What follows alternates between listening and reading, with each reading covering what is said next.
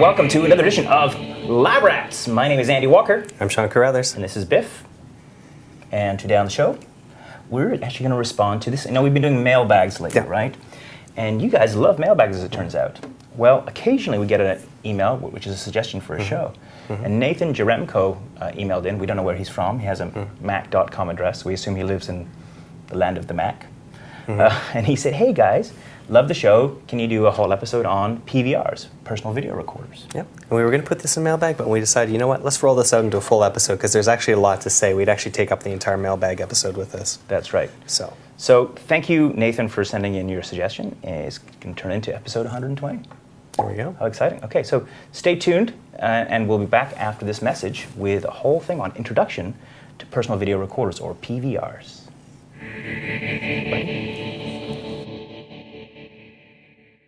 If a doggy was the new Camtasia Studio 5, it would be the cutest.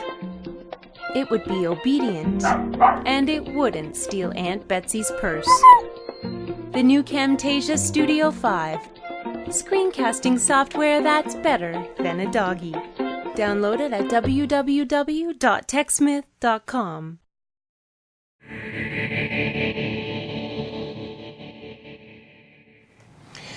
So I guess we get started with the acronym PVR. You hear that a lot. PVR or DVR, actually. Those are the two that are commonly referred to. So would you like to... I'm chomping at the bit. I want to tell you. Demystify this. Okay, yeah. So the first ones that came out, I think, were known as DVRs, and that's a digital video recorder. And that was because in the past, your video recorder was an old tape-based system. Right. And the VCR. And that was an analog video recorder. They didn't call it that at the time, obviously, but when they went to these new ones, it actually records it in ones and zeros. It does it all digitally, so they changed it to digital video recorder, which was DVR. Right. And now new ones are called personal video recorders, or PVR, because they allow you to personalize a lot more of what you're doing on the system. Menu system, you can actually choose what you like, what you don't like, that sort of thing. And we'll get into the differences between the two. Very good. Okay, yeah. So I guess where it all started was... TiVo. TiVo was the PVR that really took the idea of recording television and customizing in a way that works for you. And in fact, I have to say that TiVo has completely changed the nature of how I watch television now. Once upon a time you were a slave to the schedule, right? You had to wait for your favorite show to come on maybe about 8 o'clock on Tuesday night.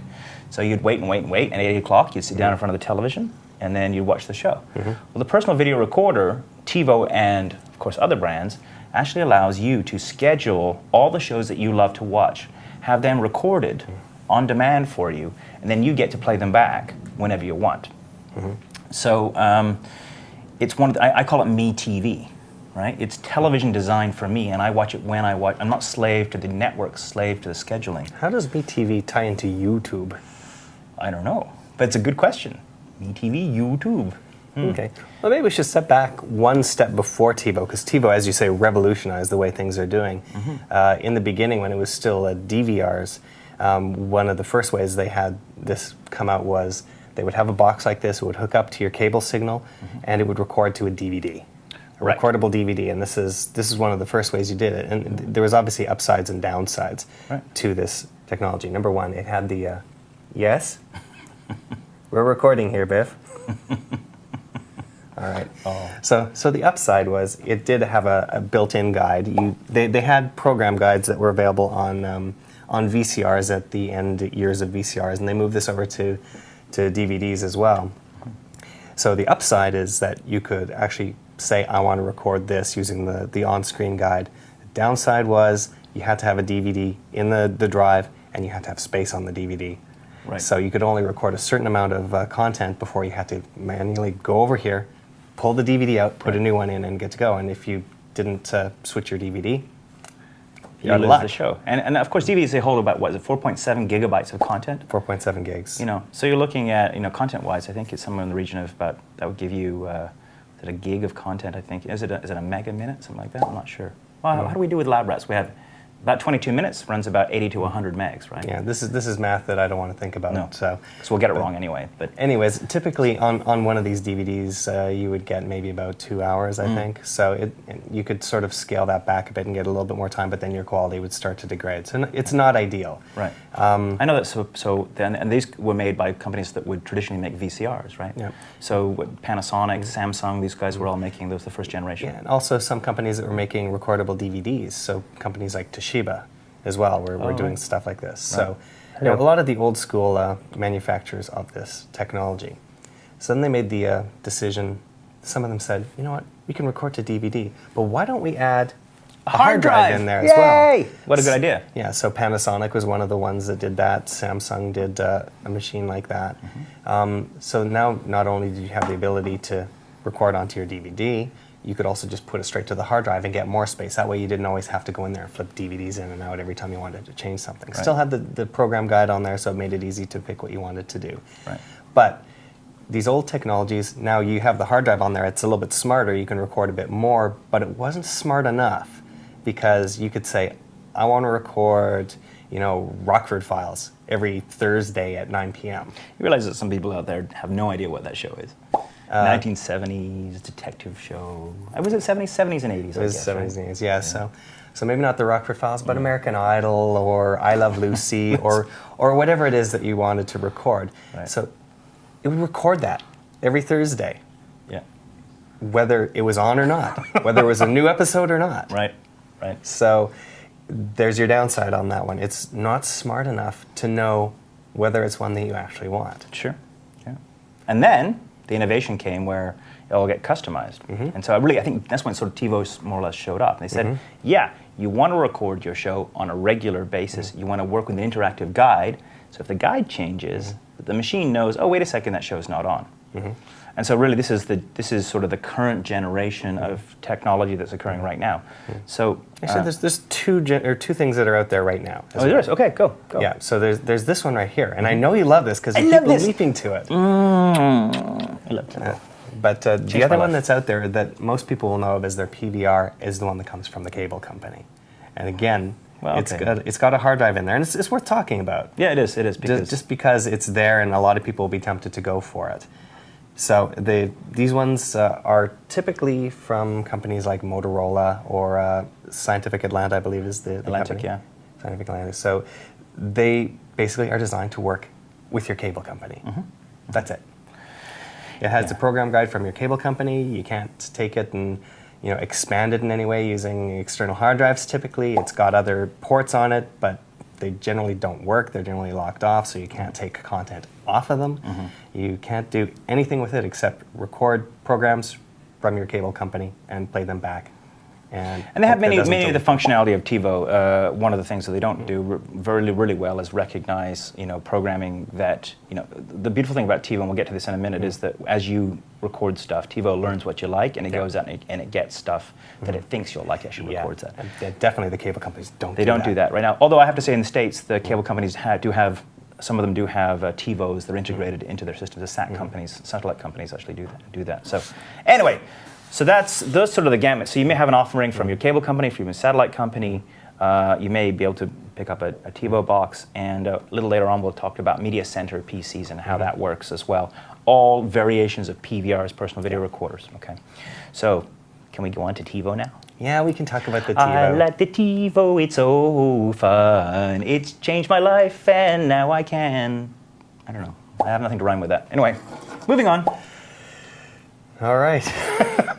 Okay, so TiVo, right? So TiVo is a company. It's based in the San Francisco Bay Area. It is a fairly small company, ironically, that makes boxes like this. They're like set-top boxes. Thank you for readjusting my cat. And so the idea is you purchase one of these for between a couple $100 and $500, and you plug it into your television, and also into your either cable box or satellite box. And it then will, you can also tell it your zip code or your postal code, and it will then get the program guide down from the internet. There's also an internet connection that goes along with these guys as well. Either Can we flip this around and just see what's on the other side? So this is where you would connect in with your other components. Right. So as you can see here, there's an Ethernet connection here, and the USB connectors, perhaps if you want an external wireless internet connection. And there's actually a telephone line here somewhere too, I think. Yeah, right here, it's a phone line. So you can actually use dial-up. It will actually go out, dial up to the TiVo service, go out, download the program guides, very slow if you do. But if you can actually use broadband as well and get that automatically downloaded as well. If I recall correctly, that was the initial version of TiVo was strictly dial-up, I think, to get the program guide. Yeah, absolutely. So it's actually there's actually two connections going on here. One is the television information is coming in from either your cable box or your satellite box or an antenna. And then you also are going to want the programming information is coming in via internet. Now, TiVo, there's an initial setup cost, and there's also a monthly fee. And we'll get onto that in a second. I'll show you why there's a monthly fee to use this box. Once it's set up, let's start looking at it here. So you can actually see this is sort of the home page of TiVo, and it comes with a remote, right? So what you're going to do is, you could choose to just watch live television. Let's see if I can get this to go here. Oh, you know what? Oh, it's because it's turned around. Let's turn this around. Okay. Thank you. Bing. All right. So you can just watch live TV as you normally would, and you can flick through programming guides and things like that. And then you can go down here and find programs and, as it turns out, downloads to record. So let's go into that for a second here just to start out.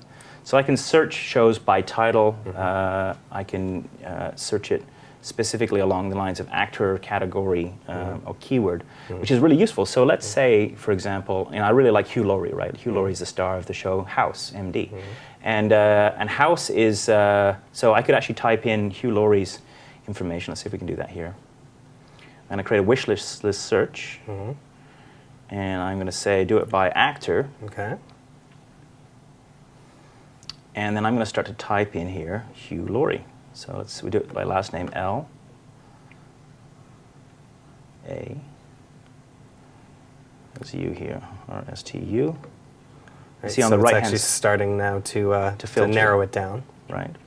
So L-A-U-R. And there he is. There's Hugh Laurie there. Okay. So then I could pick his name. Okay. Right. And now it'll actually go out and record all the shows that Hugh Laurie has credited in. Right? Now you can further filter this down. You can do it by keyword, a keyword in the title. So if you only want Hugh Laurie and the shows that have the word house in it, you could actually specify, by director, category of shows, so only comedies, only movies, things along those lines, right? So if we're looking for Hugh Laurie, I'd suggest looking for all of the episodes of Blackadder that he's in.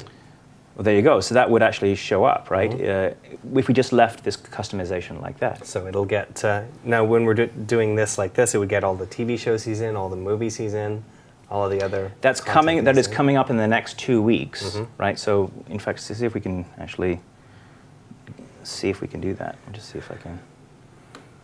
So done, create it. And I'm going to say yes, select to continue. And I want to view upcoming programs. So it'll go into the programming guide, and it will list all the shows that he's going to appear in over the next 2 weeks. Okay, so House, Stuart Little, some movies. That was a movie that he did. Right? So as soon as you say go on that, those shows are going to be automatically recorded no matter what time of day, no matter what channel they're on. They're going to be recorded on the hard drive inside this, so you can go and browse it a little later on. Right. So these are all the shows that I've actually recorded over the last few weeks or so. Now you can see what his taste is like. Right. So a big fan of 2.5 Men, for example. I love stuff with ghosts in it. So paranormal. That's a keyword search looking for the word paranormal. Right. Okay, so it has meta tags in there, so it can search through the content and keywords that are related to those shows as well. Yeah, exactly. It's actually very, very powerful. Okay, so this is exactly why you'd want something like this over the one that your cable company provides, providing your cable company doesn't provide one of these. Right, exactly. So once the show is recorded, let's see if we can go into one of the shows I recorded. This is actually recorded last night. So it gives you the full information. Now notice over here we have thumbs up. These are 3 thumbs up. I've rated this show 2.5 Men, one of my favorite shows in the world. So I've said I can actually specify that with the remote. On the remote here, there is a thumbs up and a thumbs down guide, right? So I can actually rate this one by, let's see if I can do this here. Thumbs downing it. Oh! Thumbs downing it, right? So I'm saying this is neutral. It's an okay show. It looks average. I really don't like it. I really don't like it. Oh, I really hate this show, right? And what that does is it tells TiVo that it helps TiVo understand the types of shows that you really enjoy, right? And it will then, and this is where I go to next, is that if I go in here.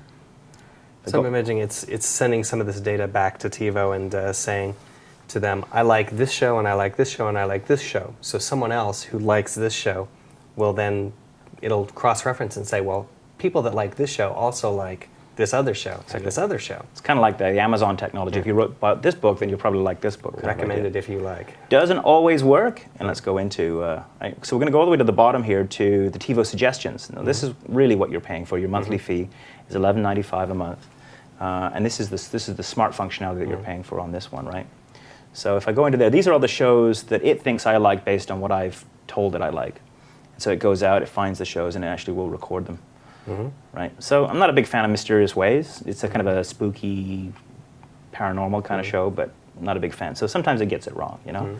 But it's pretty good. I've actually, you know, especially this season, I found 30 Rock that way. It recorded 30 Rock and said, you're going to like this. And sure enough, when I started watching, I loved it, right? So I went out and recorded it too. So it's basically using people power. Everyone else in the world that has one of these things is helping you figure out what might be good to watch. That's right, exactly. So one of the things I do want to say is, so if you do find a show that you really like, so and this is, so here's 30 Rock right here. I'm going to select this, and you go in and get a season's pass. So if I go down to more options here, and I choose this is one of the powerful features. So I've already set it up, but I'm going to say modify. It would say set up a season pass if I hadn't done this already. So what is a season pass? So a season pass basically allows you to record a show every time it comes on, right? And so no matter what channel it's on, it will actually go and get that show every time it shows up on the channel. Yeah. So if it's preempted on your regular channel, it'll grab it from a different channel. That's correct, yeah, exactly. All right, so it's probably, let's move on to some of the other types of PVRs, because I think it's probably, you know, TiVo, as much as I really want to tell you to go and buy this, there are other options out there in the marketplace. Yeah, and I mean, this one, not everyone has the option of doing this because they might not have a big screen TV or a living room or whatever. They might be a more portable kind of person. So. Well, also, too, I think it's available in Canada, the US. It was limitedly available in the UK. I think it's eventually going to Australia. In fact, I think the UK actually discontinued it, to tell you the truth. It was only available through Sky TV or one of those satellite networks. Yeah. So it's not available worldwide, and of course what you really want is the programming guide functionality locally. So if you're in Sweden, my guess is that I don't think actually TiVo is available outside of those three places. Yeah, and the one thing that's important to mention for our Canadian viewers is that the service is available now, and you can actually buy equipment in Canada, but not necessarily the newest and best equipment. No, you can buy the standard definition recorder. You can't buy the HD. This is the HD. I bought it in the States and brought it home, but it won't record HD because it does not interface with our cable company's. Oh! Yes, unfortunately. You need a special cable card for the tuner. The other thing I'll mention is that some of these guys have multiple tuners, so they actually record 2 shows at once, which is very, very handy. It's a lot of different options. Yeah, very good. Okay, so let's talk a little bit about the Media Center PC, because I think that's probably something that a lot of people know about. So Media Center PC is a technology created by Microsoft. And so I have Windows Vista here. It was available in a specific XP versions. When they first announced the Media Center, it was actually a dedicated version of the operating system that was bolted into to Windows XP. Yeah. So if you had a Media Center, you basically had to have it tied to a computer that was a Media Center computer. Right. More recently, they've actually broken that off, so you can actually put Media Center onto any machine, and now with Vista, there's versions of Vista that have Media Center built right into it. Basically home premium. So Vista. It's shedding season. I know. So Vista Home Premium has it built in, and Vista Ultimate has it built in. The business versions don't, and the Home Basic doesn't as well. So, but it's basically built in, and here it is right here. So ideally, this again, it records. It has a program guide. It will record things based on the program guide. It does have all kinds of other media options. So there's a DVD playback functionality. Your music library interfaces with Windows Media Player. Pictures on your it actually watches your picture folder in your user's account, as well as your video folder as well. And then there's an online media option as well. Now, what you will need is a tuner card. You need a television tuner card. So I know ATI All-in-Wonder. I know Hapage has a whole series of tuner cards and that sort of thing. And it will record high definition content as well, assuming that you have that content coming in and your tuner card actually supports that as well. Yeah. And again, depending on where you are in the world, that might affect how you're able to record high definition into one of these things. That's true too. Because in Canada, you can't really do it because there's no tuner, or there's no cable card available in Canada at this point, and they don't quite make it available through the standard version of the tuners, I don't believe. That's right. So we have a little challenge here. In the States, they don't. Mm. Where you are, you'll have to check it out Yeah. and see whether your high definition source can fit into and work with your tuner card that you're going to choose. Mm-hmm. So that's free if you have Windows Vista already. Now, is there anything PVR type functionality in the Apple world at this point? There are some products that are available. There is from a company called Elgato, something called iTV that you can plug into your Mac. The closest that it's coming right now, and I was really hoping at Macworld in January that they would add the television functionality into the Apple TV. If they did that, then it would be great, but at this point there's simply downloading digital content from the iTunes store on that. Do you think Apple will do that eventually?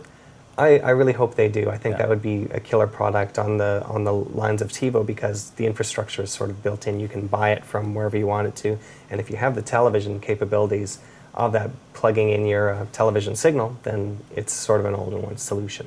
Well, I'm going to make a prediction that next year at Macworld, Apple announces some sort of really smart television technology that has the PVR technology, Apple TV, and perhaps even a screen. I bet you that's what they'll do next. It just makes sense. It's missing in their product line, and they're already doing great things by evolving the Apple TV with high-definition downloadable rentals and things like that. So it's a natural place for them to go, and I bet you they'll do it. Yeah. Thank you. Oh, yes, and Biff wants one. Biff agrees. Very good. Okay, good stuff. Anything else to add around PVRs before we go to break?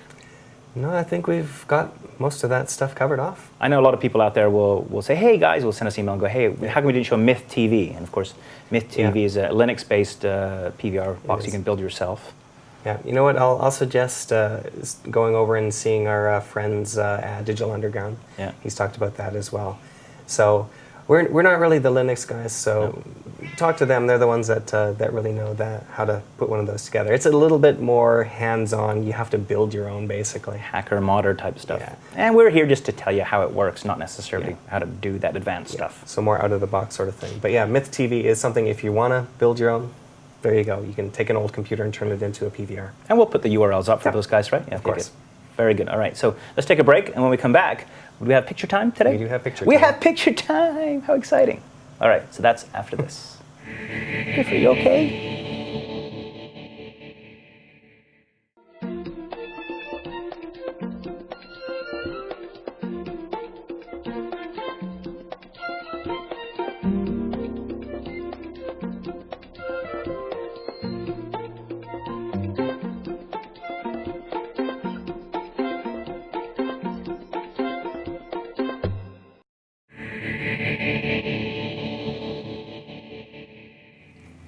Well, we should probably also talk about a couple other topics before we get to pictures.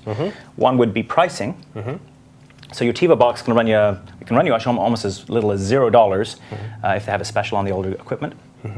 Costs you about $11.95 a month in the service fee, all the way up to about, I think this HD box, which does, it was 80 hours of standard def and 20 hours of HD, cost me about $299, I think it was. So it's about $300. That's American dollars. If you go to your HD or your cable company or your satellite company, you're going to get maybe a little bit pricier than that. I know when you buy them from those guys, they can, $300, $400, $500, $600 in some cases. Although there's usually a monthly rental you can do with those then too. The rental versus the purchase, you really have to sort of weigh that up, because you get locked into a year's worth of renting the thing. You might be basically paying for it already, but you might not want to have this thing kicking around. Like if you buy it, then it's yours, right? So it's a lose-lose situation in some cases. If you really want the television and you really want the box, it's the only thing that'll work for you for whatever reason, then I guess you're stuck with it. But in general, the TiVo does seem to be the more cost-efficient way to go. Just buy this once for a low price, hopefully. And well, you have your monthly fee still. And then you have the monthly fee. But I mean, you'd have the monthly fee with the cable box, too. It's worth it. So. I love it. The other thing to consider, too, is, so if you're going to go with the Windows Media PC Center approach, then, of course, you have to put that on a machine, on a computer of some sort, and have that. Now, you can use the video extenders to go from your machine into your television. Run, I think, $100, $200. The Xbox 360 access that across the network. So technically free, but then you need a tuner, you need the equipment to back it up. So it can get pricey. But you could also, with existing equipment, perhaps doing that, or buying a $100 tuner and making that work. Yes. And then I guess that's about it. So you're your PVR is going to run you no matter which solution you go. You're going to go between $200 or $300 and maybe all the way up to $500. Okay. And then you mentioned in the break TiVo to go. TiVo to go, right. So the one thing that is worth mentioning with most of these solutions, especially from your cable company, I think I touched on this briefly, but the content, once it's on there, it's on the hard drive, you're not getting it off of there in the same quality that it's put on there. Now, one way you can do it, and it's what our friend Leo calls the analog hole, is you can record it out through the external outputs here, capture it on another solution, and it'll degrade in quality, so it's not ideal. So out to a VCR or some sort of analog, standard definition format. Right. So, but you're not going to get full high-quality digital copies straight off of your DVR that's using a hard drive. Will you settle down, mister? Off. Go, bye-bye. See you later. So that's one thing that you really have to pay attention to this is, you look on the back of those DVRs, you might see an external hard drive connector, but that doesn't mean you can move things around from that. They're basically encrypted. They can't be played anywhere else. If you're using one of those old style DVD players in general, you could play the DVDs back on that system. You couldn't play them back on your regular DVD player elsewhere. But in TiVo, there's actually an exception to have a product called TiVo to go. So you can actually pull content off of the TiVo into this proprietary TiVo format to play it back on a computer. Now, if you want to push it out of the computer, then out to other sources like your iPod, the PSP, things like that, there is a product, I think it runs about $30 or $40, called TiVo to go Pro. Get that from TiVo.com, and that allows you to output it from that TiVo standard into a format that will be viewable or readable, on your mobile device or your Windows Media Player format, something along those lines. Okay, worth a look at. I use it when I, if I do some TV stuff and I want to save that stuff, then I'll pull it off my TV box onto my Mac, and I actually get a version I can use for my reel and things like that. Can you then share it around with all your friends? Yeah, you can. You can. Good. In some cases, now there is I'll whisper this quietly. Biff. I'll whisper this quietly. There are some freeware tools that allow you to do things to the TiVo format movie and fiddle them so that you can use them anywhere. But anyway, hey. This ties into our photo time, oddly enough. Okay, perfect. All right, so let's move on. Picture time. Picture time. All right, settle down, buddy. Well, this is our good friend Kerry Holtzman from the Computer America radio show. Yes, Kerry, we love him. And Kerry actually came up to me in Las Vegas when we were down there covering CES, and he says, "You know what? I love your show, but could we please have a lot less cat butt?" He didn't say exactly like that. He was a little bit ruder than that, yeah. Because, when you're watching it on a gigantic screen like this, cat butt looks a lot less pleasant than you would think. And our friend Biff is sort of rubbing it in Kerry's face this episode. That's right. You got it. Yeah. There you go. On cue. Perfect. There you go. That's what Kerry. Thank you, Biff. So beautiful. There we go. All right. So this is Kerry. This is Kerry Holtzman. And when we put up a bar to screen Biff's nether regions, he just responded to that. He loved it. That's good. So thank you, Kerry. I don't know how much we can do about that in this episode because there was just so much. There was so much of it. Yeah. Exactly. Good. Who's this? This is Sam, who is in New Zealand. Oh, great. And he's actually showing us the inside of his PC. I believe he built this one himself. Wow, good job. That's fantastic. So, and we've got a ton of fans out there that really get into the guts of their machines. And people keep asking us, can you show us how to build a computer system? And yes, we're going to do that. We will do that. Later in the year? It's a lot of work. And we're going to do that when we have the time. Okay. Thank you, Sam. Thank you. This right here is Michael. Hey, nice 2K. Yeah, Michael's actually out for a hike. He's actually living in Indiana near Kentucky. Yes. And this one was taken at the Red River Gorge. Right, and that's the beanie. You guys call that a beanie in the States. A beanie. Up here in Canada, that's a toque. It's a toque. It's a toque. So anyway, a little Canadianism for you. Yeah, now you know. If someone says toque, that's right. It's a knit cap. It's a knit cap, exactly. And that's it. Hooray! So this episode's sponsored by Biff's Bum, apparently. A lot more than we really wanted it to be, but that's the way it goes. Hopefully you enjoyed that, and you now know a little bit more about... Are you going to lick it now? Yeah, he is, isn't he? All right, enough. All right, send your comments about Biff's butt Or your photographs too. feedback@labrats.tv. He's glaring at us now. I'm sorry, dude. The other thing we want to ask you guys is we're actually doing a lot of advertising these days. A lot of our advertisers are starting to talk about home theater stuff, televisions, that kind of thing. I know in some regions you'll see a Panasonic ad. So we want to know from you guys what you're up to in the world of televisions. Are you interested in buying a new TV? Which TVs do you own? Do you own a Panasonic or some of the competitors? Do you like it? Do you hate it? You know, just feedback. And you can either send us an email at feedback@labrats.tv or go to our forums. At labrats.tv there's a link to our forums and let us know. Just post something there and we'd love to hear from you on what you want in the world of TVs, what you own, what you don't own. Maybe even send some pictures of the TVs that you do own and we'll show them on the picture time as well. You know, send a picture with you beside your TV as well. That'd be fun. Good stuff. All right, well, thank you for downloading or viewing or however you see us. Maybe on your TiVo. Maybe on your TiVo. I think that's about it, is it? Yep. Thanks, Oka. So thanks for checking us out this week, however you got to us. My name's Andy Walker. I'm Sean Carruthers. We'll see you next time. Biff, are you okay? Are you ready?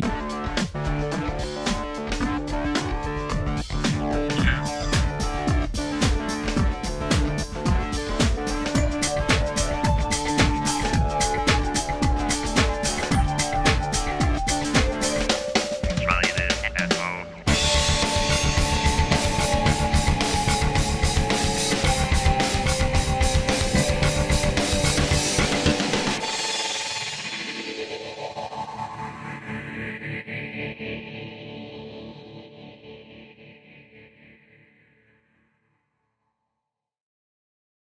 Satellite companies actually do that. So anyway,